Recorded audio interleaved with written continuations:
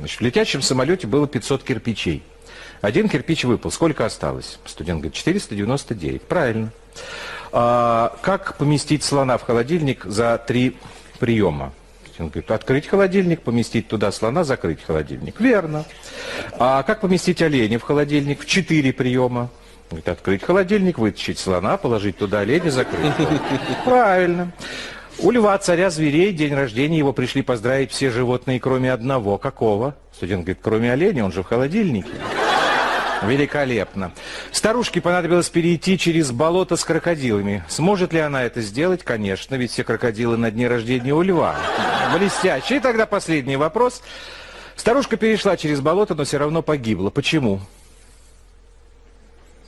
Ну, наверное, болото было больше, чем она предполагала. Нет, мой дорогой. На нее упал кирпич, который вылетел с того самолета. Перезачет.